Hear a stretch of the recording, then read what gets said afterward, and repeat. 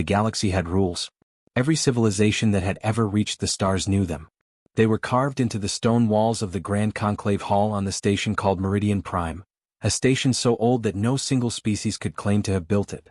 It had simply always been there, floating at the center of the known galaxy like a cathedral built for gods that had never arrived.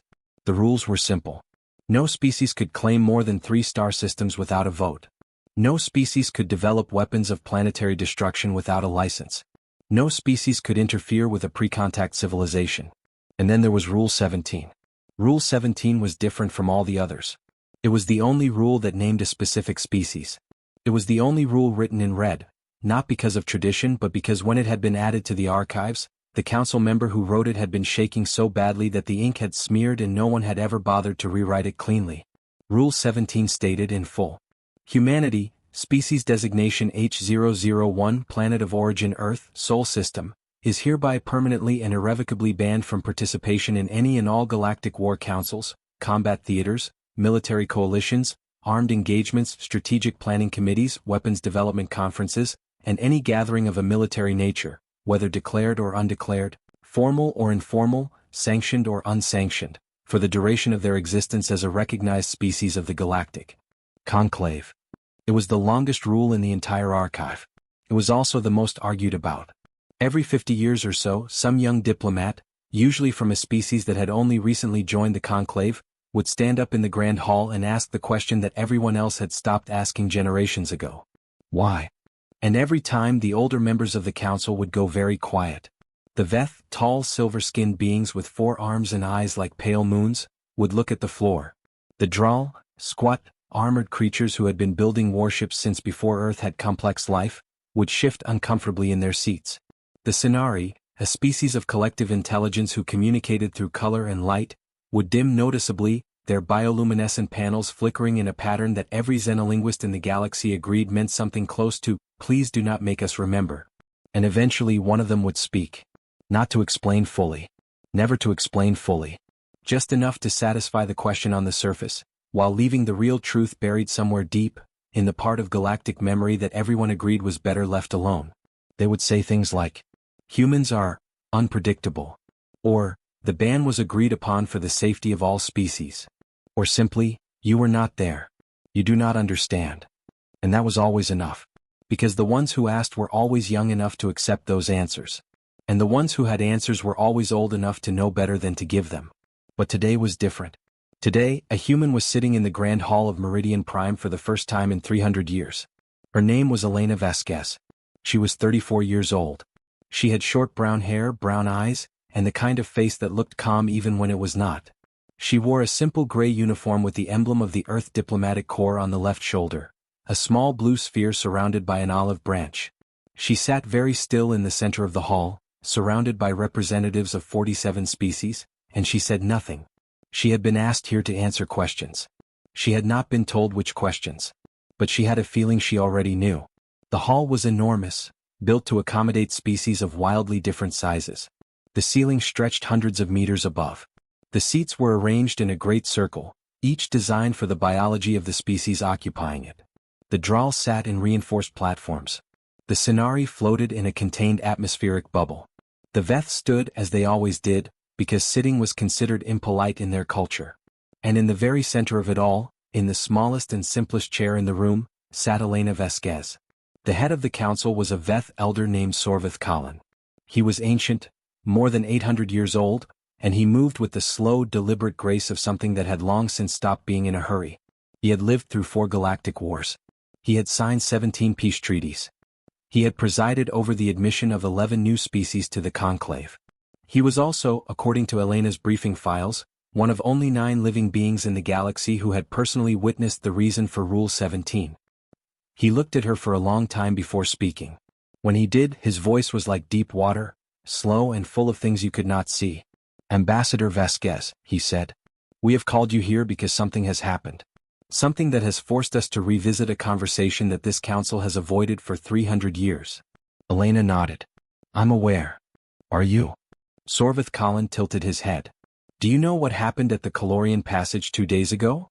"I know what Earth Command told me," Elena said carefully. A Galactic Conclave military fleet engaged a Rath incursion at the Calorian Passage. The fleet was overwhelmed. Overwhelmed. Sorvith Colin repeated the word slowly as if tasting it. That is one way to describe it. Another way would be to say that 412 warships, representing the combined military strength of 22 species, were destroyed in 11 minutes. That the Rath have taken the passage, which means they now control access to 9 inhabited star systems. That 11 billion living beings are currently cut off from Conclave support. That we have no remaining fleet capable of challenging the Rath in that sector. The hall was completely silent. Elena held the silence. She had been trained to do that. Humans were good at silence when they chose to be. And you need help, she said. We need human help, Sorvith Colin said. The word seemed to cost him something. Which means we need to explain Rule 17. Not the version in the archive. The real version. He paused. We need you to understand why we banned your species from war. And then we need you to understand why today we are asking you to come back. Carol. Elena Vesquez looked around the room at 47 species, at silver eyes and armored shells and flickering light in forms that had no human equivalent, and she felt something move inside her chest. Not pride. Not anger. Something quieter than both of those things. Something that felt like 300 years of a question finally getting ready to be answered. Then tell me, she said. Tell me everything. HFY, the story of the ban and the truth behind it was finally going to be spoken out loud. Sorvith Colin did not begin immediately. He stood, which among the Veth was a sign of deep respect or deep gravity or both, and he walked slowly to the center of the hall, stopping a few feet from Elena's chair. He was nearly 3 meters tall, and his 4 arms were folded across his chest in a way that Elena's briefing files said indicated profound discomfort. He looked at her. 342 years ago, he said, there was a war. He let that sit. Not a skirmish. Not a border conflict. Not a resource dispute or a territorial disagreement. A war. The kind of war that changes the shape of civilization. The kind of war that you can divide time by, everything before it and everything after it. Elena said nothing. It was called the Sorrow War, Sorvith Colin continued. Not by historians, not at first. At first it had a different name. A tactical designation. A code. But after it ended, no one could bring themselves to call it by its official name anymore. So it became the Sorrow War. Because that was what it left behind. He began to pace. Slowly. The sound of his footsteps echoed in the enormous hall. The enemy was not the Rath. The Rath are dangerous, but they are a danger we understand. The enemy in the Sorrow War was a species called the Kethfarun. Elena had heard the name. It was in historical records, brief, sparse records that seemed to skip over the details in a way that she had always found strange. The Kethfarun were not like anything the Conclave had ever faced, Sorvith Colin said. They were not a young species looking for resources. They were not a civilization making mistakes. They were old. Older than the Conclave. Older than most of the species in this room. And they had decided, for reasons we never fully understood, that the galaxy needed to be emptied. The Sonari flickered. A dark, deep ripple of color passed through their atmospheric bubble. They were methodical, Sorvith Colin said. Patient. They moved from system to system and they did not simply destroy. They dismantled. They took planets apart, literally apart, using technology we had never seen and have never been able to replicate. They did not kill quickly. They did not kill carelessly. They killed with the kind of precision that made it clear they had done this before. Perhaps many times before. In places we would never know about.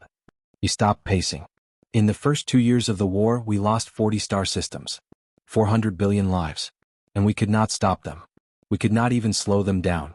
Our weapons did not penetrate their shielding. Our tactics did not surprise them. Our strategies were, it became clear, already known to them. As if they had fought versions of us before. As if every response we had was one they had already prepared for. Elena felt something cold move through her. How? We do not know. Perhaps they had records of similar civilizations. Perhaps they had fought species who thought the way we thought, who built the way we built, who fought the way we fought. What we know is that everything we did, everything that had worked against every enemy we had ever faced, did nothing against the Kethfarun. He looked directly at Elena. And then Earth made contact. The temperature in the room seemed to drop. Elena sat very still. Your planet had been under observation for about 60 years at that point, Sorvith Colin said. You had achieved space flight. You had established small colonies on your neighboring planets. You were not yet aware of the conclave. That was by design as per our non-interference protocols. But the Kethvarun were moving toward your system. And when the Council looked at the timeline, we realized, Earth had perhaps 18 months before the Kethvarun reached you. So you made contact, Elena said. We made contact, Sorvith Colin confirmed. We told your people everything. The war. The Kethvarun. The losses. We gave you all of our tactical data, all of our weapons schematics, all of our records of the enemy. We were desperate. We hoped that perhaps a fresh perspective, a new mind, might find something we had missed. He paused for a long time. We did not expect what happened next. What happened? Elena asked, though some part of her was beginning to feel it, the shape of the answer moving toward her through the dark. Your people looked at our data for 72 hours, Sorvith Colin said. And then a human general, a woman named Admiral Grace Harmon, came to the Conclave Council with a plan. The name hit Elena somewhere deep. She had heard it. In school in passing. Grace Harmon was in Earth's history as a wartime figure. The records were vague. They always got vague around this period. Admiral Harmon's plan, Sorvith Colin said, was unlike anything we had ever considered. Not because it was complex. Because it was simple. Because it was the kind of simple that comes from a mind that does not think the way we think. That does not assume the same things we assume. That is not, in the most fundamental sense, bound by the same fears we are bound by. He sat down, which among the Veth Elena's files said, was a sign that what came next was something the speaker needed support for. She said to us, you have been fighting them the way you fight each other. Stop. Fight them the way humans fight the things we are afraid of. Fight them like they might win. Because they might. And if they might, then the rules don't apply anymore. Carol. The hall breathed. We did not fully understand what she meant, Sorvith Colin said quietly. Not then. We thought it was an inspiring speech. We gave her command of a joint fleet, more as a gesture of inclusion than anything else. We thought the humans would contribute, learn, perhaps develop useful technology.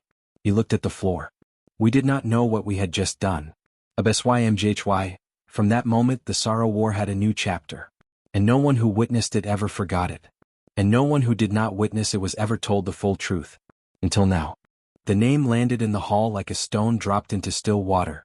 Sorvith Colin was quiet for a long moment. Around the room, Elena could feel the older council members shifting, the Drow running their armored hands along the edges of their seats, the Veth standing just a little straighter, the Sonari dimming again, that deep nervous flicker moving through them like a slow pulse. She had done her research before coming here, of course. Elena always did her research. It was the first thing they taught you in the diplomatic corps, no more than the room expects you to know. Be surprised by nothing. Let the silence work. But the records on Grace Harmon were thin. Unusually thin. Earth's public archives listed her as Admiral Grace Harmon, United Earth Fleet, active during the First Contact period and the early Conclave integration era. There was a photograph, a tall woman with close-cropped gray hair and dark, very calm eyes. She had a long face, a sharp jaw, and the posture of someone who had long since made peace with hard decisions. The records listed her rank, her service dates, and 3 commendations. They did not explain what the commendations were for. They did not describe a single battle she had fought. And they did not explain why, at the end of her service record, there was simply a blank space where her final assignment should have been. Elena had noticed that blank space. She had flagged it in her briefing folder. And now, sitting in this hall, watching 30-year-old memories move across the faces of 800-year-old beings, she understood that the blank space had been put there deliberately. Tell me about her, Elena said. Sorvith Colin looked at her. His pale eyes were very steady. Admiral Grace Harmon, he said, was the finest military mind this galaxy has ever produced. I say that as someone who has known dozens of brilliant commanders across 14 species. I say it as a statement of fact, not admiration. She was not the best because she was the most powerful.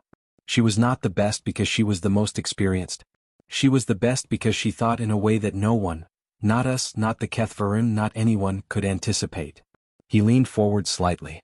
The Kethvarun had been winning because they were predictable in their unpredictability, if that makes sense. They were strange and terrifying, yes. But they operated on logic. Deep, cold, ancient logic. If you could map their decisions, you could trace the pattern, and the pattern was always optimal. They chose the best move, mathematically, tactically, every single time. That was why we could not beat them. Our best moves were always their best responses. They were playing chess, Elena said slowly. And always winning. Exactly, Sorvith Collins said. And Harmon looked at this and said something that still, even now, I find difficult to fully process. He paused. She said, then we stop playing chess. Elena blinked. That's it. That is what she said. And then she showed us what she meant. He stood again. He seemed to need to move when he talked about this. The Kethvaren's next target was the Draal home system, Kareth Prime. It was a defensible position, well fortified, with 2 habitable planets and a significant conclave fleet stationed there. The logical move, the optimal move, the move every strategic model predicted, was to reinforce Kareth Prime, meet the Kethvaren head-on, and hold the line. That's what the conclave planned to do, Elena said. It wasn't a question. That was exactly what we planned to do. And Harmon came to us 48 hours before the planned defensive operation and said, don't. He looked at Elena. We were confused. We asked her what she meant. She said, they know we're going to defend Kareth Prime. They've already planned for it. Whatever we do there, they've already found the counter. So we don't defend Kareth Prime. She was going to let it fall? Elena asked carefully. We asked her the same thing. She said, I'm going to make them think we're defending it. I'm going to put just enough ships there that they have to respond to it. And then I'm going to do something they have never, in the history of their species, encountered. He stopped walking. We asked her what that was. She looked at us, this woman, this human, this creature who had known about the existence of other species for less than a year, and she said very calmly, I'm going to do something stupid on purpose. The hall was absolutely silent. She took 43 ships, Sorvith Collins said. Not the best ships. Not the most advanced. Old ships. Patched ships. Ships that were barely functional. And she flew them directly at the Kethvaren fleet, which numbered more than 2,000 vessels. Elena's throat was dry. What happened? Nothing, Sorvith Collins said. For 11 minutes nothing happened. Because the Kethvaren could not understand what they were seeing. Their tactical systems, which were designed to find the optimal response to any stimulus, simply could not process it. It was not a formation they recognized. It was not a tactical approach that had ever existed in the galaxy. It was 43 broken ships flying toward 2,000 warships at full speed, with no shields, with weapons firing completely at random, with no apparent pattern or strategy. He looked at Elena with something that was either awe or fear or maybe both. It was irrational, he said. And rational systems cannot respond to irrational inputs. They stall. They search for a pattern that is not there. And while the Kethvaren were stalling, while their systems were processing an impossibility, Admiral Harmon had moved her real fleet into position. Elena breathed out slowly. She used 43 ships as a distraction, she said. More than a distraction, Sorvith Collins said.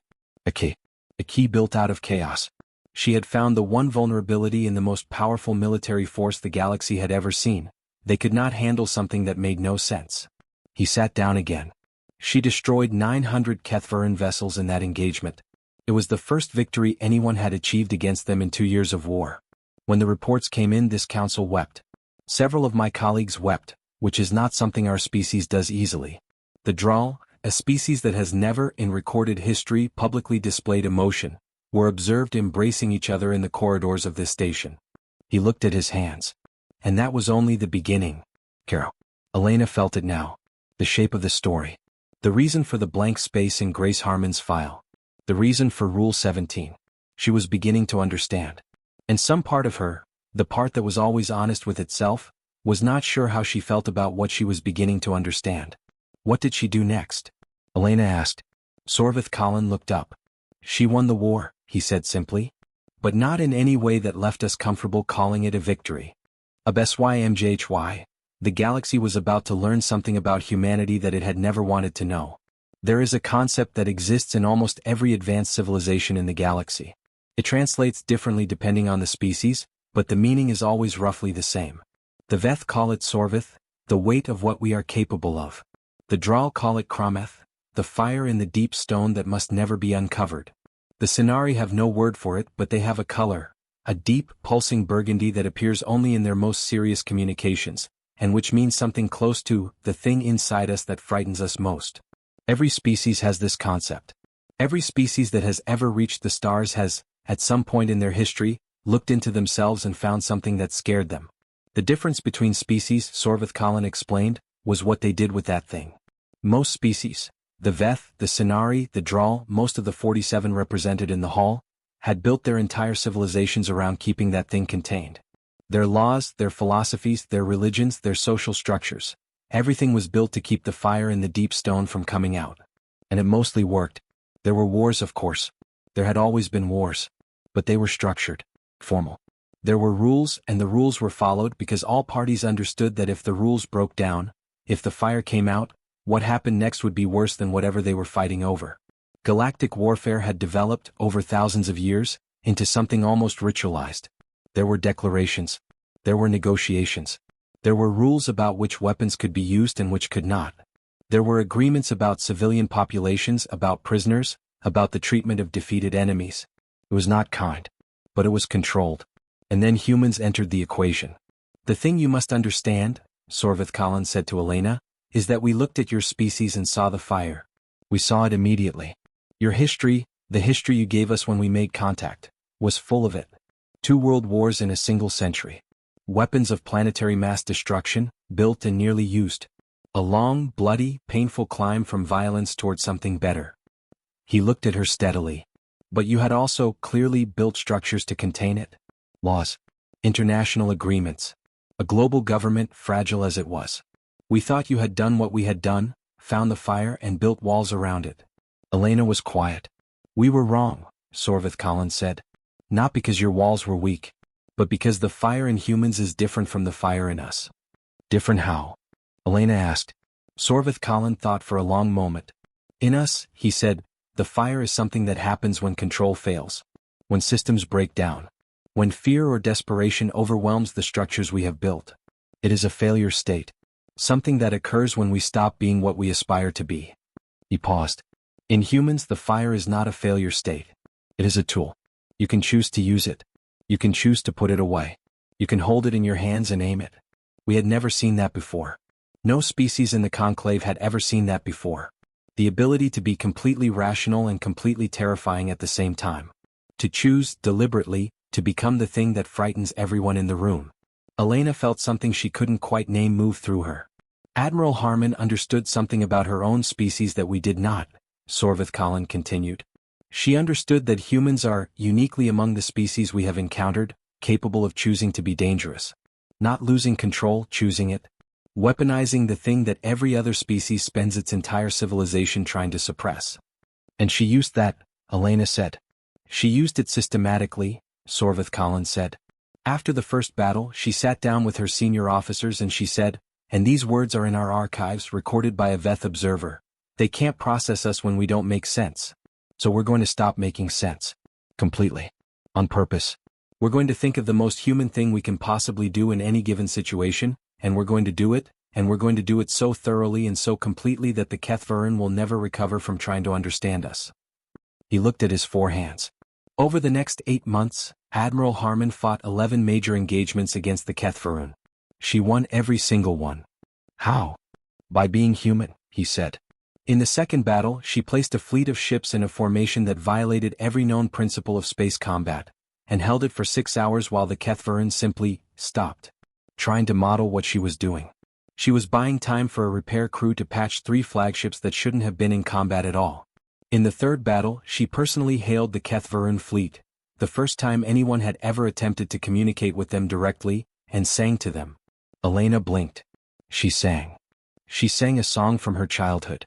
Into an open channel. For 4 minutes.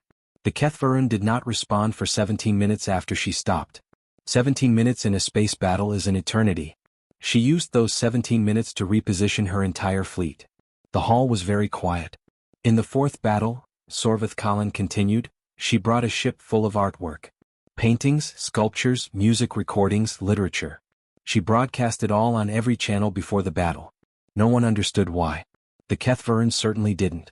But her crew, she said afterward, needed to be reminded why they were fighting. So she showed them.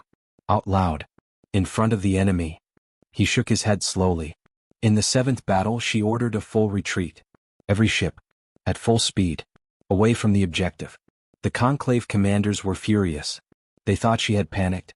They sent emergency communications demanding an explanation. She did not respond.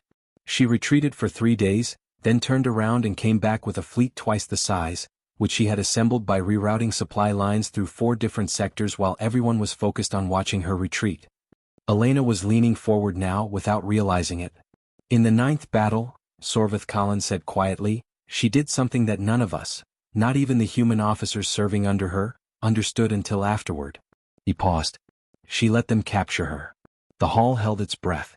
She flew her flagship directly into a Kethvarun capture formation, powered down her weapons and was taken aboard one of their vessels. She was held for 11 days. When she came back, when her fleet found her, following a signal she had somehow managed to send, she had a complete map of Kethvarun internal ship design, their command hierarchy, their communication systems, and what she described as a pretty good idea of what scares them. Elena sat back. She let herself be captured on purpose, she said. To gather intelligence. On purpose, Sorvith Collins confirmed. No other commander in the history of the Conclave had ever considered that as a tactic. Because it is insane. Because it violates every principle of self-preservation that rational beings operate on. But Harmon calculated, correctly, that the Kethvarun would not kill her. Because she was something they had never encountered and could not classify. She was too strange to discard. And she used their confusion as a research opportunity. Carol. Elena looked at the floor for a long moment. She was thinking about Grace Harmon, this woman with the gray hair and the calm eyes and the blank space in her file, and she was feeling something complicated. Pride, yes, and awe, and also something else. Something quieter. Something that wondered what it cost to choose to be that. She won the war, Elena said. She won the war, Sorvith Collins agreed. The 11th battle, the final engagement, lasted 4 hours and 14 minutes. When it ended, the Kethvarun fleet was gone. Not destroyed. Gone. They retreated. Fled. The most ancient, most powerful military force the galaxy had encountered simply left. He looked at Elena. Because Admiral Grace Harmon had done something in that final battle that not a single being in this galaxy had ever done to the Kethvarun. What? Elena asked. She had frightened them, Sorvith Collins said. Not with weapons. Not with strategy. She had frightened them the way a child is frightened by a thing they cannot understand, cannot predict, cannot control. She had looked at them, 2,000 years of ancient, terrible, perfectly rational evil, and she had made them feel what the galaxy had felt for 2 years looking at them. It was very still. She made them feel afraid. Of HFY, and it was in that moment that the Galactic Conclave had made a decision that would last 300 years. Not because of what humanity had done. Because of what humanity was. The silence that followed Sorvith Collins' words lasted a long time. Elena let it last. She was processing. That was what she did, it was what she was good at. She processed and she filed and she arranged things in order in her mind until they made the shape of something she could work with. She was good at it. Most humans were, in their own way. They just expressed it differently. She was thinking about Grace Harmon. She was thinking about 11 battles. She was thinking about a woman who could sing at an enemy and use the silence as a weapon, who could let herself be captured and call it strategy, who could look at the most terrifying force in the galaxy and decide that the correct response was to be stranger than they were. She was thinking about what came after. Because the war had ended. And Grace Harmon had been the one to end it. And then Rule 17 had been written. And Elena was beginning to understand why those two things were connected, and the understanding was not comfortable. Tell me about the council meeting, she said. After the war. The one where the rule was written. Sorvith Collins was quiet for a moment. I was there, he said. I was 700 years old, already considered an elder though not yet head of the council. I sat in this room, this exact room, and I watched what happened. He gathered himself. The war had been over for 3 weeks. The celebrations were still ongoing throughout the conclave, and they were genuine. We had been facing extinction. A civilization 4,000 years in the making had come within months of ending. And a species we had known for less than a year had saved us. Humanity was heroes, Elena said. Humanity was terrifying, Sorvith Collins said gently. Elena, Ambassador, may I speak to you very directly? Please. After the war ended, there was a period, perhaps 2 weeks, where the council was focused entirely on celebration and relief. On counting the living and mourning the dead and beginning the work of rebuilding. And then someone, I do not remember who, made a suggestion. A simple one. He paused. They said, we should give the humans a permanent seat on the war council. Elena waited. The room went quiet, Sorvith Collins said. Not the comfortable quiet of agreement. The other kind. The kind that means everyone is thinking the same thing and no one wants to say it first. What were they thinking? He looked at her steadily. They were thinking, we just watched a species of 60 years of space flight go up against a civilization that had been warring for 2,000 years and win in 8 months. We watched them win not because they were more advanced or more powerful or more experienced. We watched them win because they are fundamentally, structurally, constitutionally different from every other species in this galaxy in how they process conflict. He leaned forward. Elena, the Kethvarun fought for 2,000 years and never encountered anything they could not eventually overcome through logic and patience. In 8 months humans broke them. Completely. Using tools that, by every rational measure, should not have worked. Singing. Art. Self-imposed capture. Strategic irrationality wielded with the precision of surgery. He paused. And the council sat in this room and asked a question that no one said out loud, but everyone was thinking. What was the question? Elena asked, though she was starting to feel it. What happens when humans stop being our allies? The words fell into the room like something heavy. Sorvith Colin continued, his voice very quiet. We had just seen what humanity was capable of when they were on our side. And we were sitting in the ruins of a war. Surrounded by loss and damage on a scale we had never imagined. And someone in this room, someone who had been celebrating 2 weeks before, looked at the reports from 11 battles and thought, if this was humanity as a friend, what is humanity as an enemy? Elena felt something in her chest. You were afraid of us, she said. We were terrified of you, Sorvith Colin said, and his voice carried something that sounded very much like shame. Not the fear you feel in a battle. Not the fear of a weapon or a storm. The deep fear. The kind that lives in the bone. The kind that changes how you think. He stood again slowly. The debates lasted 3 days. They were not public. They were never recorded in the public archive. I am telling you things now that have not been spoken in this hall in 300 years. What was decided? Elena asked. Her voice was very steady. She was good at that. 2 camps, Sorvith Colin said. On one side those who said, humanity has proven themselves. They saved the galaxy. They deserve a permanent seat on the War Council, full military partnership, integration into the Conclave's defense structure. They are an asset without parallel. And the other side? Elena asked. The other side said, that is exactly the problem. He stopped. He turned to face her fully. The argument was not that humans were bad. It was not that humans were evil. The argument was simpler and, in its own terrible way, more honest than that. The argument was this: humanity is the most dangerous military force the galaxy has ever produced, and they are 60 years old. They have been spacefaring for 60 years. They have been members of this conclave for less than 1. They are a child species. And children, even the best children, even the most well-meaning children, make mistakes. Elena held very still. The argument was that the conclave could survive the Kethvarun, because the Kethvarun were a known quantity. They were terrible and powerful, but they were rational. They could be understood, eventually. They could be modeled, eventually, by minds patient enough to try. He looked at her. Humanity could not be modeled. That was the argument. That the thing that had made them invaluable in the war, the fundamental unpredictability, the willingness to do what made no sense, the ability to weaponize irrationality, was also the thing that made them impossible to plan around. And a species that cannot be planned around, sitting at the center of galactic military strategy, with access to every weapon and every fleet and every alliance. He stopped. They voted, Elena said. They voted, Sorvith Colin confirmed. It was not unanimous. I voted against the ban. I want you to know that. I thought it was wrong. I thought it was ungrateful, and I thought it was cowardly, and I thought it would damage humanity in ways that were not fair. He paused. I was outvoted. And Grace Harmon? Elena asked. What did she say? The hall went completely still. Sorvith Colin looked at the floor. Admiral Harmon, he said slowly, was present at the council meeting. She had been invited. As the commanding officer who had ended the war, it was considered appropriate that she be present when her role was formally recognized. He was quiet for a long moment. She sat in the chair you are sitting in now. Elena looked down at the chair beneath her, involuntarily. She listened to the entire debate, Sorvith Colin said. 3 days. She never spoke during the debates themselves.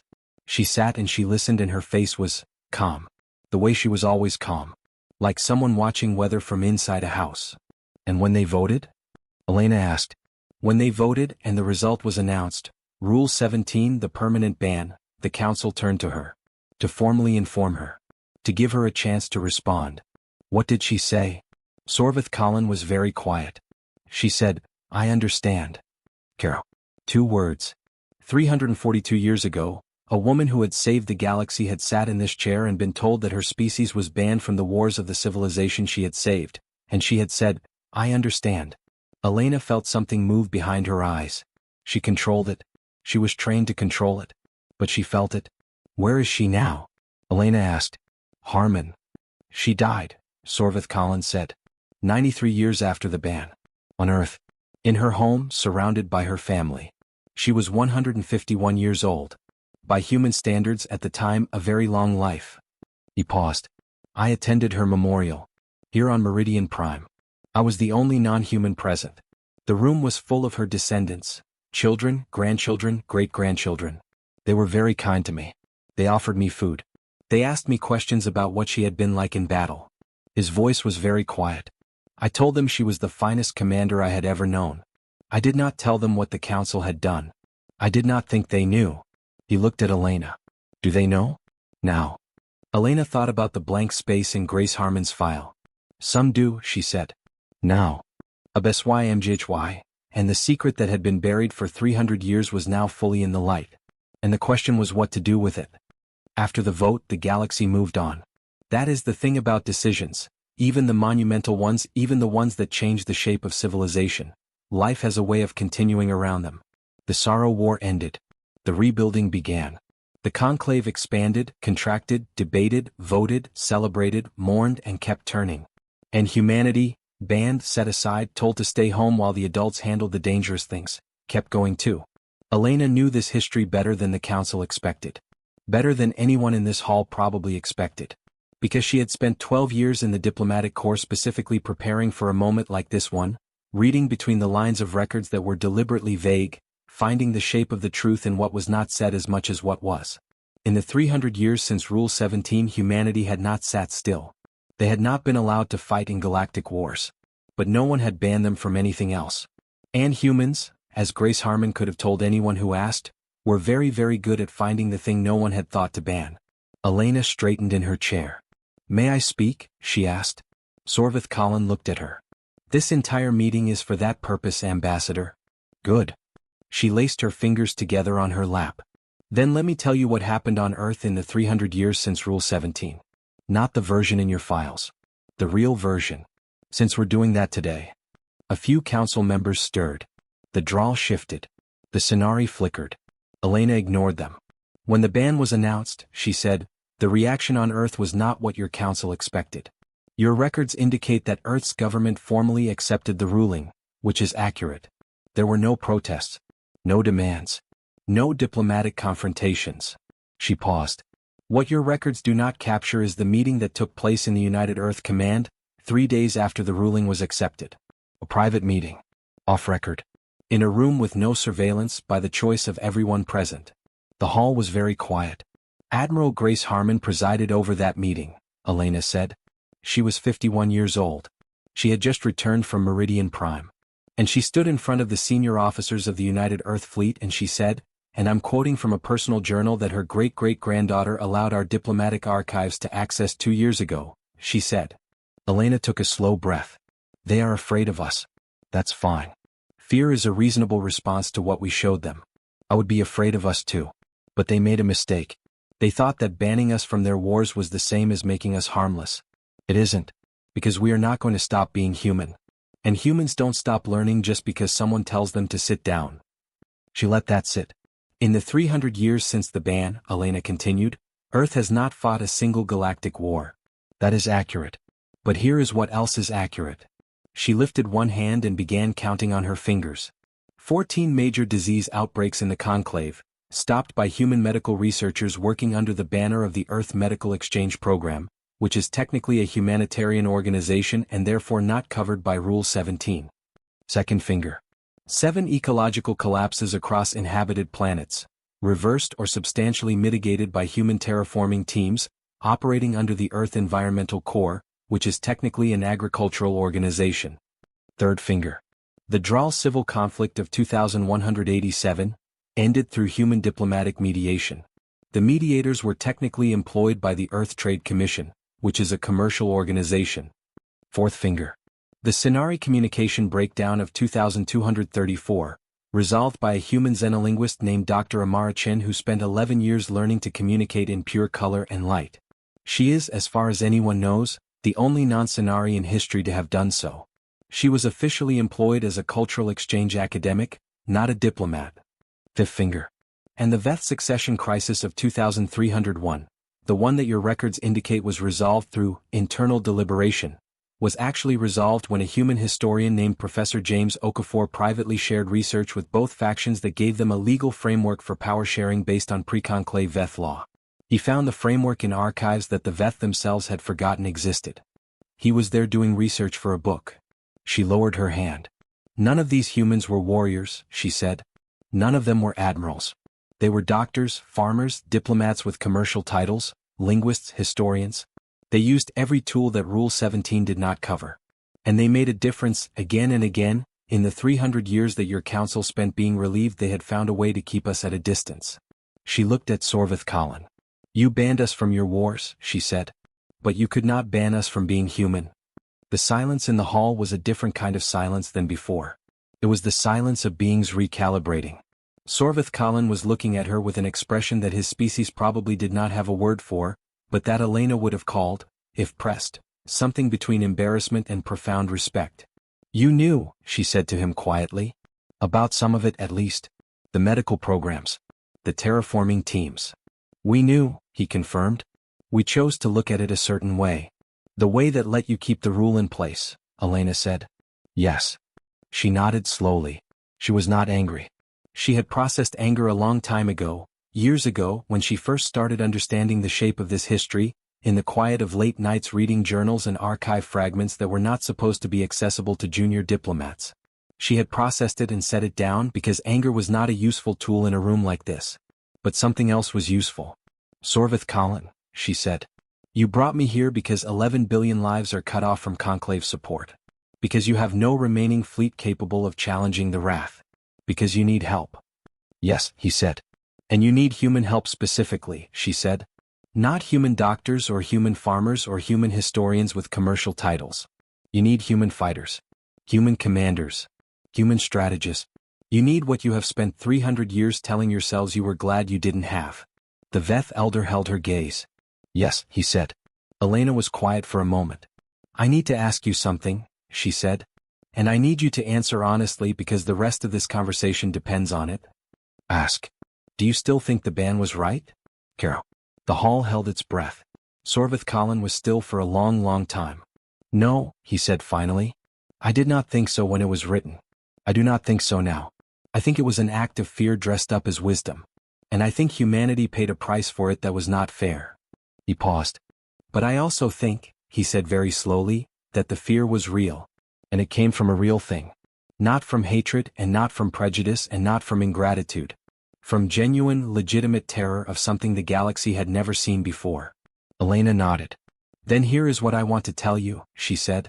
And I want every member of this council to hear it. She looked around the room. We understand fear, she said. We are very good at it. We have been afraid for our entire history. Of each other. Of the dark. Of the things we found out there when we reached the stars. Of ourselves. We have been afraid of ourselves for a very long time. She met Sorvith Colin's pale eyes. Grace Harmon understood it. That's what I understand meant when the ruling came down. Not, I forgive you. Not, you're right. Just, I see what you're afraid of and I know why and I know it's real. She straightened. We are a tool that frightens people. We know that. We have always known that. And we spent 300 years being a different kind of tool. The kind that helps without frightening, the kind that shows up with medicine and seeds and old law books instead of warships. Because someone very wise left us a note about what to do with the thing inside us that the galaxy was afraid of. Sorvith Colin looked at her sharply. A note. Elena allowed herself a small, private smile. Admiral Harmon left a letter, she said. To be opened by the head of the Earth Diplomatic Corps 100 years after her death. It was opened by Ambassador Reyes Park in 2367. And it has guided Earth's approach to the conclave ever since. What did it say? Sorvith Colin asked. Elena thought about it for a moment. She had read the letter. She had memorized the letter. It was 6 pages long, handwritten, in a script that her great-aunt had described as the handwriting of someone who never wasted time on decoration. She chose one line. The one that mattered most here. "The galaxy is afraid of what we are," Elena said. "Let them be afraid for a while. Show them everything else we are at the same time. And when they come back to ask for the thing they're afraid of, and they will come back because they always do, make sure they know what they're getting. All of it. Not just the part that wins wars." HFY, and 300 years after Grace Harmon had sat in that chair and said "I understand," her great-great-great-granddaughter's diplomatic corps was sitting in the same chair, and the galaxy was finally ready to hear the rest. Elena had been in the hall for 6 hours. They had taken a recess. The conclave protocols required it for extended sessions, partly for biological needs and partly because several of the species present required environmental cycling that could not be maintained indefinitely without interruption. Elena had used the recess to drink water, eat a protein bar from her bag, and stand by one of the enormous observation windows on the outer ring of Meridian Prime, looking at the stars. She had not called Earth Command. She had been told, before she left, that there would be a moment in this meeting when Earth Command would want an update. When they would want to know what was being said and what was being offered. She had been given a priority communication code and told to use it. She had not used it. Not because she didn't know what Earth Command would say. She knew exactly what they would say. She knew because she had been briefed by 3 different generals and 2 different cabinet ministers before she boarded the transport to Meridian Prime, and all of them had said variations of the same thing. "This is our chance. This is the moment we've been waiting for. Use it well." She knew what they meant by well. They meant, get the ban lifted. Get full military partnership. Get humanity a permanent seat on the War Council. Get back what was taken from us 300 years ago. And Elena understood that. She did. But she was standing at the window looking at the stars and she was thinking about Grace Harmon's letter. The full letter, not just the one line she had quoted in the hall. The full letter, all 6 pages with the handwriting that didn't bother with decoration. The last page had said something that Earth Command had not mentioned in any of the briefings. It had said, "When they come back they will be desperate. Desperation makes people offer more than they can sustain and ask for more than they need. Don't let them offer too much and don't ask for too much. The goal is not to win the negotiation. The goal is to build something that lasts.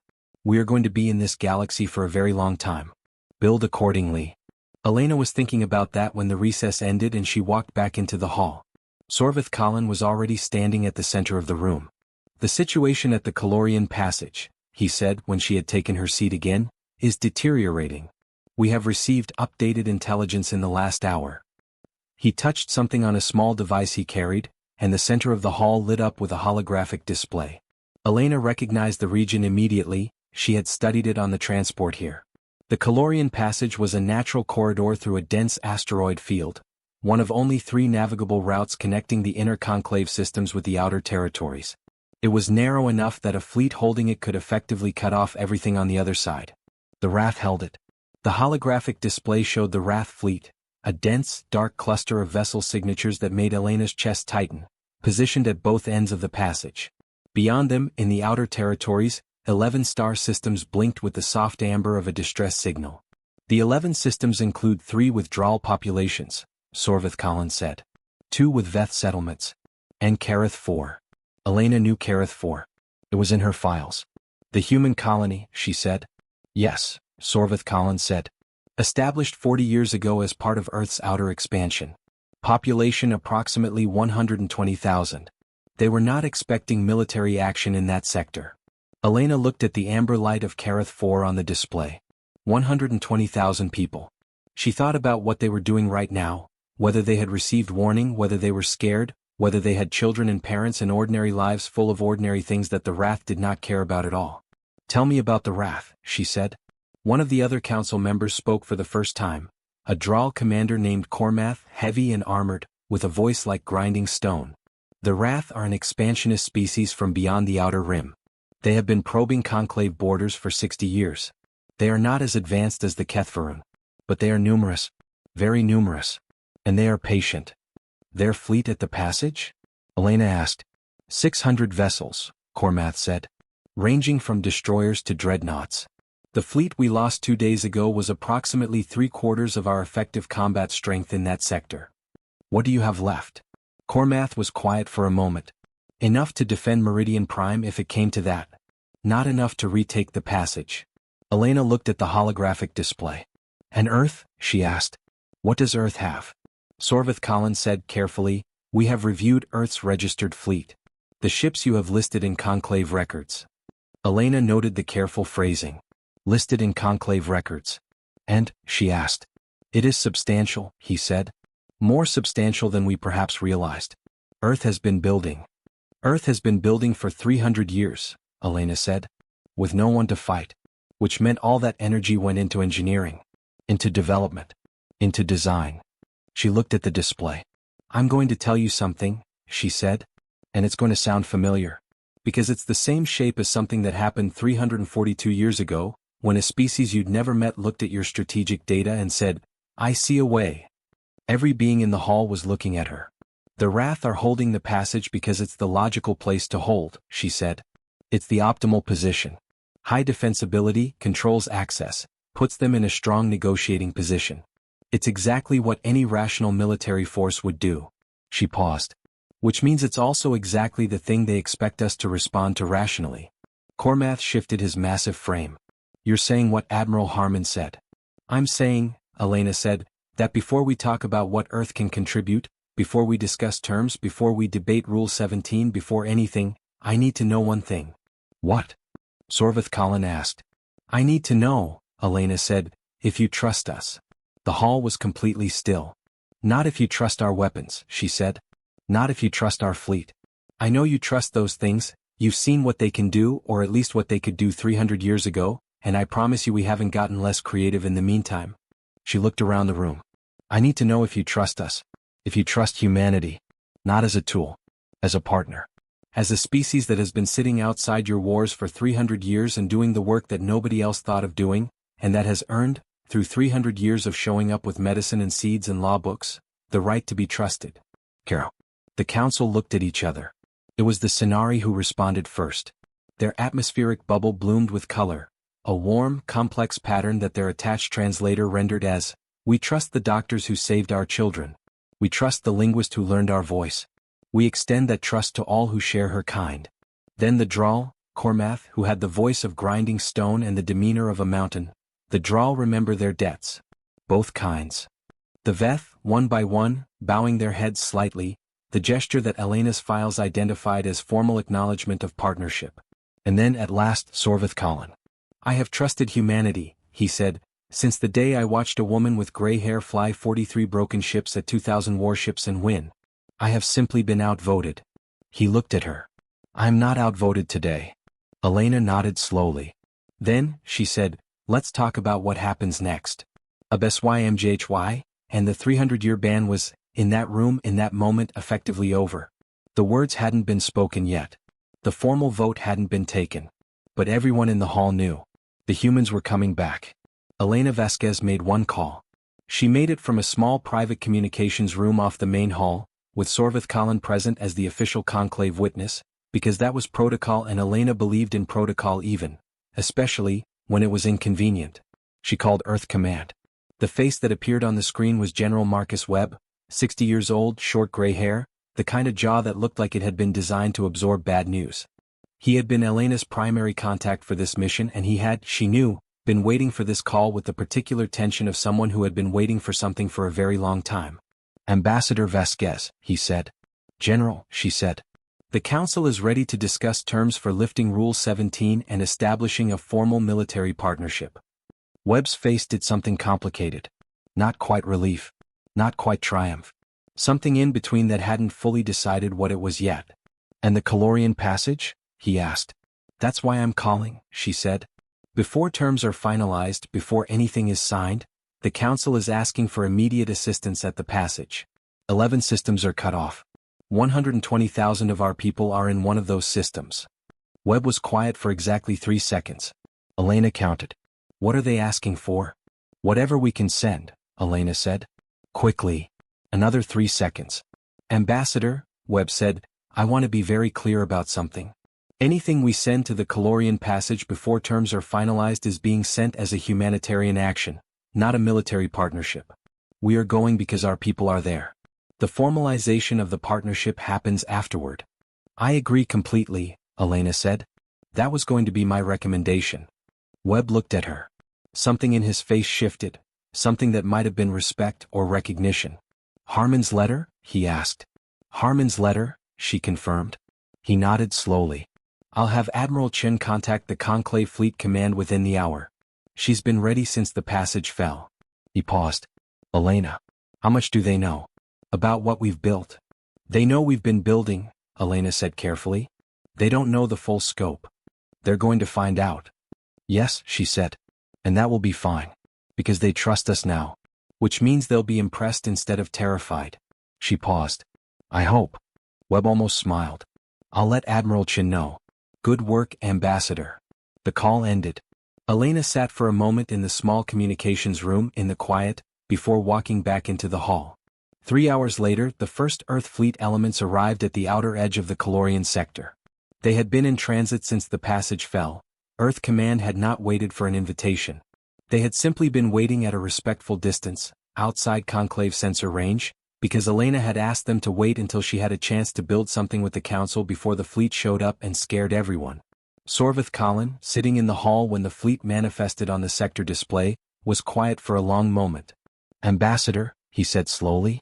How many ships is that? Elena looked at the display. 412, she said. He looked at her sharply. The same number as the fleet we lost. We noticed, she said simply. He stared at the display. These are not the ships listed in your Conclave registry. No, she said. Those are our frontier fleet. Reserved for exactly this kind of situation. This was prepared, he said. You were ready. We have been ready, Elena said quietly, for 300 years. Not for war. For this. For the moment when the galaxy needed us and we could show up the right way. The display showed the Earth fleet, 412 ships, modern, sleek, heavily armed, but also, and this was the detail that several of the Conclave's tactical analysts would comment on later, beautifully designed. They had lines that suggested something beyond pure function. Someone had cared about what they looked like. Someone had believed they were worth caring about. Which, Elena would explain later to Sorvith Colin, was a very human thing. They will reach the passage in 6 hours, Elena said. Admiral Diana Chen is in command. Tell me about her, Sorvith Colin said. Elena allowed herself a real smile for the first time since she had entered the hall. She's nothing like Harmon, she said. She's methodical where Harmon was instinctive. Patient where Harmon was bold. She thinks in systems, not in moments. She paused. She has also, in the last 30 years, personally designed 7 new tactical frameworks that have never been used in combat before today. 7, Sorvith Colin said. She calls them the Reserve, Elena said. She said she was saving them for when it mattered. The old Veth elder looked at the fleet on the display. Humanity has been doing this for 300 years, he said quietly. Saving, building, preparing. Not for conquest. Just, for when it mattered. Yes, Elena said. Because of Harmon. Because of Harmon. He was quiet for a long moment. Then he said something that surprised her. I am sorry, he said. For the ban. For 300 years of keeping you outside. For the vote I lost and did not fight hard enough to reverse. Elena looked at him. I know, she said. Does that help? He asked. It was a very un-Veth question. Veth did not typically concern themselves with whether apologies helped. Elena thought about Grace Harmon, who had sat in this chair and said I understand and meant it. Yes, she said honestly. It helps. Caro. 6 hours later, Admiral Diana Chen's fleet reached the Calorian Passage. And the galaxy got its first look at what 300 years of humans with nothing to fight had built. Admiral Diana Chen was 57 years old. She was small, barely 160 centimeters, with dark eyes behind reading glasses she refused to replace with neural implants because she said she thought better when she could take them off and hold something in her hands. Her hair was pulled back in a tight braid. She wore the same gray uniform as every other officer on the UES Grace Harmon, the flagship she had insisted be named after the admiral whose letter had shaped her entire career. She had been in command of the Frontier Fleet for 9 years. In those 9 years she had drilled. She had trained. She had revised and revised and revised again. She had run simulations, not of battles the Conclave had already fought, but of battles that didn't exist yet. Scenarios she invented herself with enemies that didn't follow the rules. She had told her senior staff when she took command, "We are not training to fight the last war. We are training to fight something we've never seen before." The only preparation for that is to be comfortable with things that don't make sense. Her senior staff had called her Admiral Chin. Her junior officers had called her, quietly, affectionately behind her back, the professor, because she was always reading, always explaining, always turning a tactical situation into a lesson. She had 7 children. 4 biological, 3 adopted. She called them every week without fail from wherever she was. Even in transit. Even during exercises. Even once, during a simulated combat drill that her communications officer had interrupted at some professional risk. She had a rule: you called home. No matter what. You called home. She was, in every way that mattered, nothing like Grace Harmon. She was also, in the ways that mattered most, exactly like her. When the UES Grace Harmon came out of FTL transit at the edge of the Calorian Passage, Admiral Chen was sitting in her command chair with a cup of tea and a tactical readout on the display in front of her. She looked at the readout. 600 Rath vessels, positioned in 2 clusters, 1 at each end of the passage. The configuration was, as Elena had noted, optimal. Defensible. Rational. The kind of position a species holds when it expects the opposition to try to force the passage directly. Commander Lee, she said. Her executive officer appeared at her elbow. Commander James Lee was 32, sharp-eyed, and had been with Chen for 6 years. He knew her well enough to know that her voice, when she said his name in that particular tone, meant she had already made a decision and was about to explain it in a way that would make everyone understand it was the right one. Admiral. What's the Rath's response to our arrival? They've gone to battle stations, Lee said. All 600 vessels. They're targeting us. Good, Chen said, which was not the response Lee had expected. Good, he asked. They're paying attention, she said. I'd rather they pay attention to us than to the systems behind them. She took a sip of her tea. Contact the Conclave Fleet Command. Tell them we are in position and request a 12-hour hold on any Conclave military movement in this sector. Lee blinked. We're asking them to stand down? For 12 hours, Chen said. Yes. Can I ask why? Because I don't want anyone else doing anything while I work, she said pleasantly. Also, I don't want the Rath to see a Conclave fleet and a human fleet and assume we're coordinating a classic pincer movement. I want them to see us and not know what we are. Lee thought about this. We're going to be patient. We're going to be very patient, Chen confirmed. For about 11 hours and 50 minutes. She set down her tea. And then we're going to do something that no tactical computer in the Rath fleet is going to be able to explain. Lee had served under Admiral Chen long enough to feel, when she said things like that, a specific sensation in his chest that was part excitement and part genuine concern. What are we going to do? He asked. Chen looked at the display. At 600 Rath ships. At the passage behind them. At the amber light of 11 star systems waiting. We're going to talk to them, she said. The Rath don't negotiate, Lee said. Not formally, Chen agreed. But they're rational, and rational beings respond to certain kinds of information. We're going to give them some information. What information? She looked at him calmly. That we are here, she said. That we are human. And that they should leave. Lee stared at her. Just tell them that? With full supporting data, she said. I'm going to send them everything. Our fleet composition. Our weapon systems. Our tactical history, the full history including the Sorrow War. Everything. She paused. And then I'm going to give them 12 hours to decide what to do with that information. And if they attack? Chen's expression did not change. Then we will respond, she said simply. But I believe, given what they're going to see in that data, that they will not attack. Lee thought about this. You think they'll be afraid? I think they'll be uncertain, she said. And uncertain is almost as good as afraid. An uncertain enemy is an enemy that isn't moving.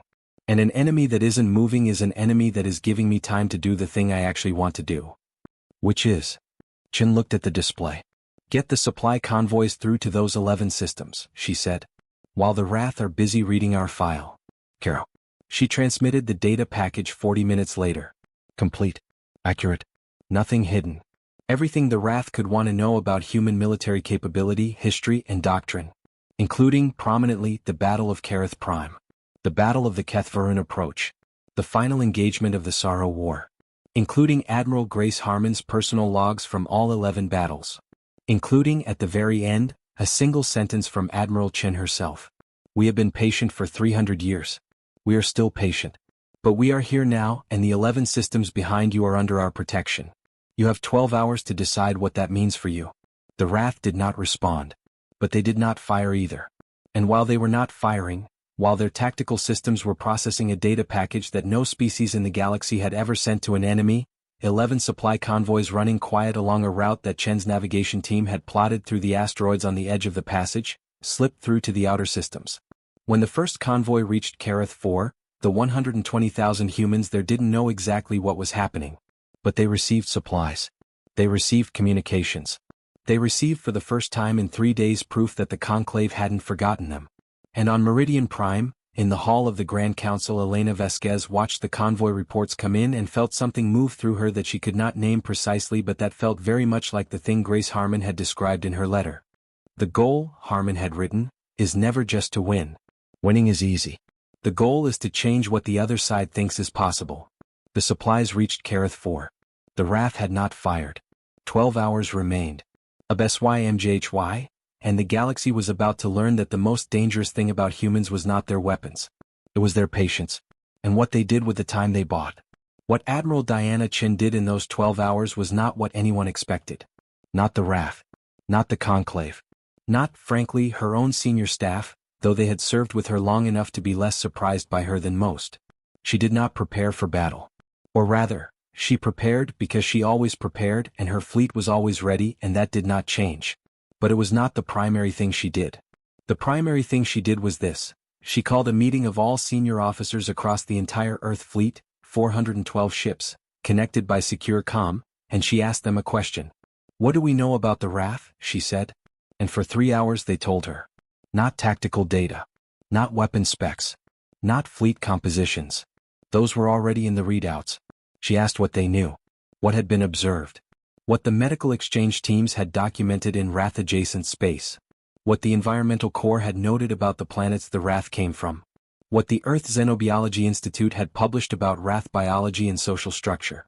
Because Earth had been paying attention for 300 years, and not just to the things that looked like weapons. Dr. Priya Okafor, granddaughter of Professor James Okafor, who had ended the Veth succession crisis with an old law book, was the fleet's chief xenologist. She had spent 20 years studying species beyond the Conclave's known borders, specifically the Rath. She gave a 2-hour presentation in Chen's command room. The Rath, she explained, were not a conquering species by nature. They were a resource-scarce species. Their home system was depleted, had been for centuries. They had been expanding because they needed to expand, not because expansion was their cultural imperative. They're not here because they want an empire, Okafor said. They're here because they're running out of places to live. Chin looked at her. Where does that change our approach?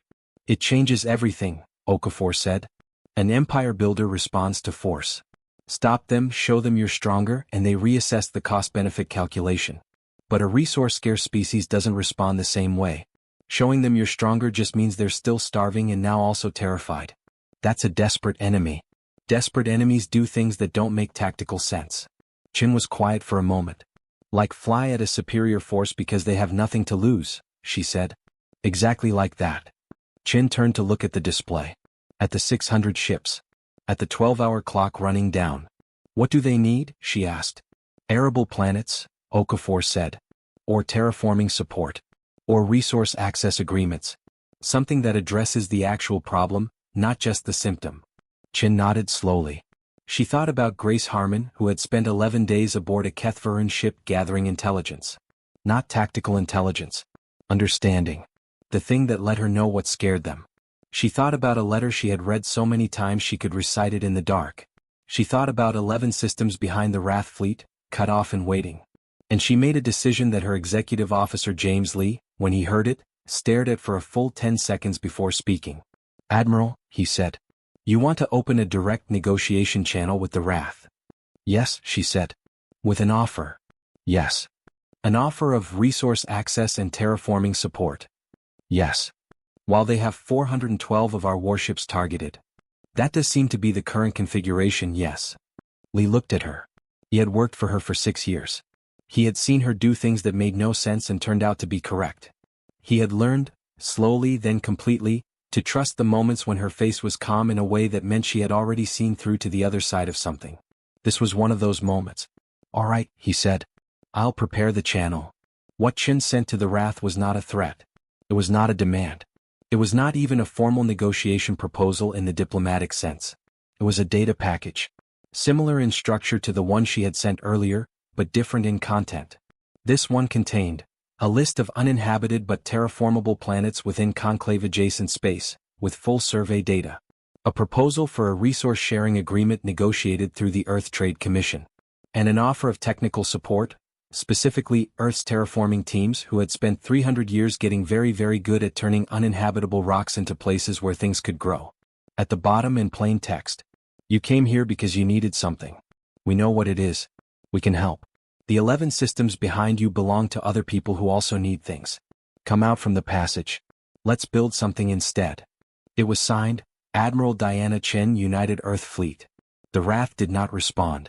Not in the first hour. Not in the second. In the third hour, a single Rath vessel moved. Not toward the Earth Fleet. Not toward the passage. It moved sideways, out of formation into open space and held there. What are they doing? Lee asked. Thinking, Chen said. In the fifth hour, 3 more vessels joined the first. In the 7th hour, a signal came from the Rath fleet. Not language. The Rath and the Conclave had a partial communication framework. Years of cautious interaction had produced a basic shared vocabulary of mathematical and geometric patterns. What the Rath sent was simple. Almost shockingly simple. A question mark. Rendered in their geometric notation. What? Chen looked at it for a long moment. Then she recorded a response. Not text. She turned on the visual channel, something that was extremely unusual in Conclave-Rath interactions, because the Rath found visual direct communication uncomfortably intimate. She appeared on camera. Small. Gray-braced reading glasses. A cup of tea she was still somehow drinking. She looked directly at the camera. And she said, in the partial shared vocabulary, supplemented by a translation matrix her linguist had been building for 6 years. Because you are alive. And so are they. And those are the only things that matter right now. Carol. The Rath fleet was silent for 4 more hours. In the 11th hour, 53 minutes before Chen's stated deadline, the Rath fleet began to move. Not forward. Not into attack formation. They opened the passage. They didn't leave. They didn't surrender. They didn't send a formal communication of any kind. They simply moved, shifted their position. Left a gap at one end of the Calorian passage wide enough for a convoy, or a fleet, to move through. And then they held there. Waiting. Chen looked at the display. They're waiting for us to try to push through, Lee said carefully. It could be a trap. Draw us into the passage, collapse both ends. It's not a trap, Chen said. How do you know? Because they moved 4 ships out of formation an hour into my waiting period, she said. They were asking whether it was safe to be uncertain. I waited and didn't do anything which told them, yes, it's safe. Then they opened the channel. Then they opened the passage. She looked at the display. Each step they waited to see if I would exploit it. Each step I didn't. Now they're doing the big one. They're showing me the gap and waiting to see what I do. And what are we going to do? Lee asked. Chen set down her tea. We're going to send the supply convoys through, she said. Just the convoys, not the fleet. We're going to show them that when we said we wanted to get supplies to 11 systems, we meant it. That it wasn't tactical positioning. That it was just true. Lee stared at her. And the fleet? The fleet stays where it is, she said. We don't follow the convoys through. We don't claim the passage. We let them see us choose not to take the advantage. Why? Chen looked at him. Because that's how you build the first piece of something that lasts, she said. You show someone at the moment when they're most afraid that you meant what you said. She stood up. Get the convoys moving. And get me a direct channel to Ambassador Vasquez on Meridian Prime. It's time to bring the diplomats in. HFY, the Calorian passage was open. The supplies were moving. And something that had never happened in the history of Conclave-Rath relations was beginning. A real conversation instead of a standoff. The formal end of the Calorian crisis, as it came to be called in Conclave historical records, took 4 more months. There were negotiations. Real ones, not the careful circling of adversaries looking for weakness, but the slow, painstaking work of beings trying to build something new. Elena Vasquez led the Conclave diplomatic team. Dr. Priya Okafor served as the primary xenological advisor. Admiral Chen maintained the Earth fleet in the sector. Present but not aggressive, the way a steady hand is present without gripping. The Rath sent their own negotiators. They were unexpected. Not the military commanders the Conclave had been prepared for, but a different kind of official. older, quieter, with a manner that Dr. Okafor, after 3 weeks of careful observation, described to Elena as exhausted. Not of the fight. Of the need. They've been fighting for resources for a century, Okafor said. Not because they enjoy it. Because they've been out of options. Now they have an option, Elena said. Yes, Okafor said. The question is whether they trust it. Took 4 months. But it held. The Rath agreed to withdraw from the Calorian Passage in exchange for a formal resource access treaty, the first of its kind between the Conclave and a non-member species. The treaty included terraforming support, structured resource sharing, and a 10-year framework for Rath consideration of full Conclave membership. The 11 star systems were reopened. The people on Karath 4, 120,000 humans who had spent 2 weeks in a state of careful, controlled fear, received the news with the particular quiet of people who had been very scared and were now very relieved and were not yet ready to fully believe either. Elena called the settlement from Meridian Prime.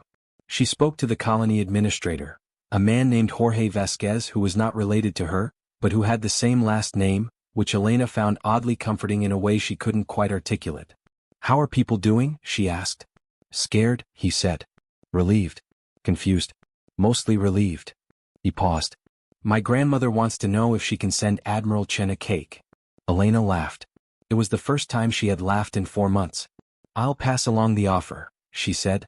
Rule 17 was formally repealed at a full session of the Galactic Conclave, 47 species present, 200 additional species observing via relay, 97 days after Elena Vasquez first walked into the Grand Hall of Meridian Prime. The vote was 39-8. Sorvath Colin voted for repeal as he always would have. The 8 who voted against were not, Elena noted, doing so out of hatred or fear. Most of them filed statements explaining their votes. The statements were thoughtful. They were honest. Several of them said variations of, "We are not yet sure we are ready. But we acknowledge the question is real." Elena found those votes more reassuring in their own way than the 39. Because they were rational. Because they came from a place of genuine deliberation. Because they showed that the conclave was doing the thing it was supposed to do. Arguing, debating, deciding carefully, not just capitulating out of gratitude or need. She respected that. After the vote, in the quiet moment while the hall was still murmuring and the formal proclamation was being prepared, Sorvath Colin came and sat beside her. Something Veth rarely did, sitting beside a different species, because it implied a kind of closeness that their culture treated carefully. How do you feel? He asked. Elena thought about it honestly. Responsible, she said. He tilted his head. Not victorious? No, she said. Because this isn't a victory. It's a beginning. And beginnings are harder than victories because they require you to keep going. Sorvath Colin was quiet for a moment. Harmon's letter? He asked. Harmon's letter, she said. He nodded slowly. I would like to read it, he said. The full letter. If that is possible. Elena looked at him. I'll ask the family, she said. I think they'll say yes. She paused. There's something at the end of it I want you to see. A line that I think you'll understand it in a way that might matter. What does it say? Elena thought about the last line. The one she hadn't quoted in the hall. The one that came after everything else. After the strategy and the advice and the wisdom and the long, careful sentences about how to build something that lasted. The last line of Grace Harmon's letter was this. Tell them we were never afraid of them. Tell them what we were afraid of was being misunderstood. And tell them, when the time is right, when they're ready to hear it, that it was worth the wait. Elena looked around the hall. At 47 species, arguing and deliberating and making decisions the way living things do. Imperfectly, fearfully, hopefully. At the display still showing the Calorian Passage, open now with convoy routes mapped through it like veins. At her own hands, folded in her lap. Caro. Tell them it was worth the wait, she said quietly. She thought it was. HFY 300 years of silence were over. And what came after was not the end of the story. It was only the true beginning. 6 months after the repeal of Rule 17, a small delegation arrived at Meridian Prime. They came on a ship that no conclave member had registered in any database. A slim, dark vessel with no markings, no identifiers, and a drive signature that matched nothing in the known catalog. They requested, very politely, through a series of mathematical communications that demonstrated an understanding of conclave protocols so thorough it suggested very long observation, permission to enter the station. The conclave's first response was alert. High level, immediate, with hands moving toward weapon controls and shields going up and everyone on the station suddenly very awake. The second response was confusion. Because the mathematical communications continued, patient, clear, perfectly polite, and among the things they communicated was a name. Catherine. The grand hall convened within the hour. Elena was there. She had stayed on Meridian Prime during the negotiation period, and she had established what had begun to feel like a semi-permanent office in one of the smaller conference rooms, which Sorvith Colin pretended not to notice and she pretended was still temporary. The Kethvarun vessel was held at a safe distance, at their own request as it happened, while its delegation communicated through the mathematical channel. There were 3 of them. They looked nothing like what the archival records had suggested. The records described them as large, mechanistic, cold-surfaced beings with no apparent biological features. What came through on the visual channel was something else. Old, yes, and large, but also, and this was the word that Elena's mind reached for without her telling it to, tired. They were tired. The oldest of the 3, there was clearly a hierarchy visible in small ways that Dr. Okafor catalogued rapidly and quietly from her position beside Elena, spoke first. It spoke in the mathematical language, which the translation matrix rendered into conclave standard. What it said was, "We have come to understand what happened 300 years ago. We have come because we wish to understand how." The hall was very quiet. Sorvith Colin, from his position at the head of the council, said carefully, "How?" The Kethvarun elder was quiet for a moment. "We have studied you," it said, "for 300 years. We have observed your species, all of you, from a distance that we believed was safe. We wished to understand what drove us away. We believed when we left that we had encountered an irrational force, a chaos factor that could not be modeled or contained. We believed we had been wise to retreat. And now?" Sorvith Colin asked. "Now we have watched 300 years, the Kethvarun said. We have watched the species that defeated us, the humans, spend those 300 years not conquering, not expanding militarily, not using the power they demonstrated against us. We have watched them send doctors, and farmers, and historians with old law books." It paused. "We have watched them turn an enemy species toward a resource treaty through patience and a cup of tea." Several of the council members made the sounds of their respective species equivalent of a startled laugh. "We concluded," the Kethvarun elder continued, "that we had misunderstood. What we called irrational, what drove us away was not chaos. It was something else. Something we do not have a word for in our language. A capacity to hold terrible power and choose deliberately not to use it. Not because the power is gone. Because something else is more important." It looked, through the camera, across whatever distance separated it from the hall, at Elena. Elena met its gaze steadily. "We have come," the Kethvarun elder said, "to ask if that can be learned." The hall was completely, absolutely still. Elena looked at Sorvith Colin. He looked at her.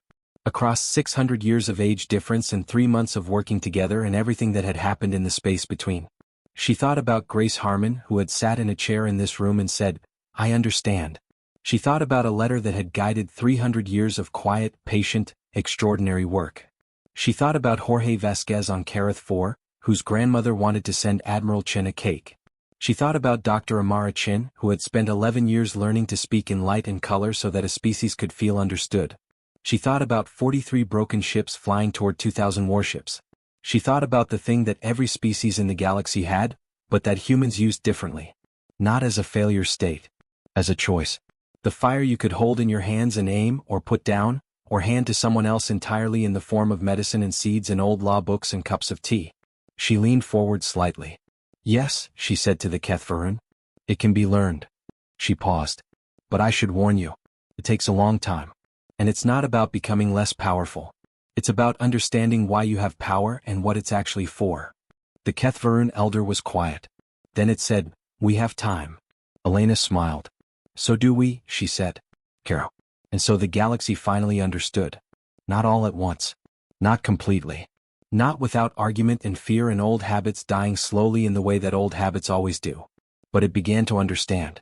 It understood that the species they had banned from their wars for 300 years had used those 300 years more wisely than they could have been asked to.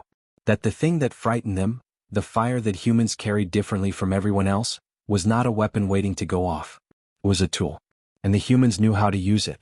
It understood that the most powerful thing about Admiral Grace Harmon had not been her tactics or her brilliance or even her impossible calm in impossible situations. It had been the moment she sat in a chair and said "I understand," and meant it, and then spent the rest of her life writing a letter about how to do better than she had been given the chance to do. It understood that humans were not the most powerful force in the galaxy because of what they could destroy. They were the most powerful force in the galaxy because of what they chose not to. That was why they had been banned. That was why they had been needed. That was why now the galaxy was different, not because of a battle but because of a conversation. Not because of a weapon but because of patience. Not because of fear but because of something quieter than fear. Something that humans had carried across 300 years of being told to sit down. Something that started with a woman named Grace Harmon flying 43 broken ships into the dark and singing. Something that ended, or rather began, with a woman named Elena Vasquez sitting in a chair and saying, "Yes, it can be learned." The conclave records from this period would be studied for 1,000 years. Xenologists and historians and military strategists and philosophers would debate every decision, every conversation, every moment of the 6 months that reshaped the galaxy's relationship with its most unusual member species. But there was one document that got more attention than all the others. Not the treaty. Not the repeal of Rule 17. Not Admiral Chen's tactical logs or Dr. Okafor's xenological reports or even the Kethvaren's first formal communication. It was a 6-page handwritten letter. Released to the public by the Harmon family 6 weeks after the Calorian crisis ended, with a brief note from Grace Harmon's great-great-great-granddaughter that read, "She said to release it when the time was right. We think this is right." The letter was read by every species in the conclave. It was translated into 47 languages. Then into the Kethvaren's mathematical notation. Then, slowly and with great care, into the color and light language of the Sinari, who had been asking for a translation for years. When the Sinari read it, when the color version was completed by a human linguist and transmitted to the Sinari collective, they went very still. And then they lit up. The entire Sinari presence on Meridian Prime, every one of them, blazed suddenly with a color that no xenolinguist had ever catalogued before. Something warm and complex and specific. Something that took 3 years to translate fully. When the translation finally came back, it was simple. "We understand now. She was not afraid of us. None of them were afraid of us. They were waiting for us to be ready." Somewhere, in a quiet room on a station floating at the center of the known galaxy, a man named Sorvith Colin, 846 years old, having presided over more history than most species ever saw, sat alone and read a letter. He read it once, slowly. Then he read it again. On the last page, at the very bottom, after everything else, after the strategy and the advice and the wisdom, there was one final thing that Elena had not quoted in the hall. A postscript. Written in a different ink. Added, the handwriting analyst said, probably years after the rest of the letter was composed. It was not addressed to the Earth Diplomatic Corps. It was addressed, specifically, to whoever reads this who isn't human. It said, "I know you were afraid. I would have been too. Fear is a reasonable response to something you don't understand, and we are very hard to understand. But I hope, by the time you read this, that you've had enough time to see past the fear to the rest of it. The messy, contradictory, impossible, trying so hard rest of it. We are worth knowing. I promise. Give us a chance. We will give you everything we have. That's what we do. That's always been what we do. G. Harmon, age 51.